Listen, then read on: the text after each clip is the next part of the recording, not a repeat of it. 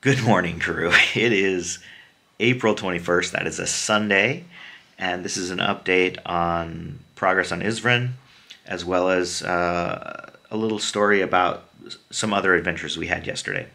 So, to begin with, Sarah spent basically all morning and into the early afternoon working on actually writing books and handling the business side of her writing career, which was really good. She got that block of time. She hasn't gotten enough of those in the last month and a half. I went out and pressure washed. I redid the steps on the deck because I'm going to try to apply that friction tape because the weather has been really nice. We had a great day.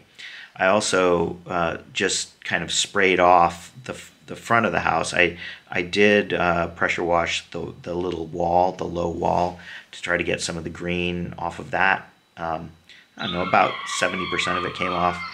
But I didn't want to use too much pressure because it would take the paint off, and I'm not prepared to paint right now. Then I also tried to kind of sweep all the dirt off the sidewalk from the install of the gas line, just to keep that from getting tracked in the house. I'll probably go out and do a more systematic pressure wash of that area because you can see where the high pressure part left marks on the stones, and that, of course, if I do it systematically, I'll get a whole layer of probably years of grime off of those, and that would be nice. So I'll do that maybe next week. So that's the work we did on the house. However, there was one of the contractors was here. I think it's a guy that Carl is subcontracting to, and he made a lot of progress on on one of the bathrooms. And so I'll cut in that footage here. You'll see he did the trim. He's got the shower door on. He's got the toilet fully installed now, and the roof structure. He got all those 2x4s put in up there. So yeah, good progress on the house front, which is really nice. But the thing that we spent most of our time on yesterday, kind of in early afternoon, we met our friends Amir and Trisha at a place called Dorothea Quarry. And Sarah and I had been to Dorothea Quarry. It's an abandoned slate quarry complex, really. And it has multiple pits that are flooded and just industrial buildings that are abandoned. It's pretty overgrown. But it's in the Nansha Valley. And there's a village of Nansha on the far side of where we parked, actually. And so we walked through it, and it was really great. Amir is a former college instructor, and he's just a font of information and really wonderful to go see things with because he knows a lot of the background. He knows the landscape quite well. And we just learn a ton every time we do anything with him. And Trisha is amazing as well. I had a lot of fun just walking with her and talking. But highlights, we saw there was a little cottage that apparently predated the quarry. It had been there before that. And when we were walking by it, there was an older gentleman sitting there with his grandson.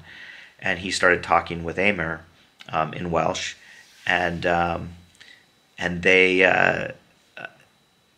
he apparently lived in that cottage when he was 3 years old. His family moved there, and so he was tending the garden behind it. He still maintains the garden, and he's 90 or he's 89 now, and so he was telling stories about when he lived there and his dad walked. I think his dad worked at the quarry, but he was speaking mostly Welsh, like 99% Welsh.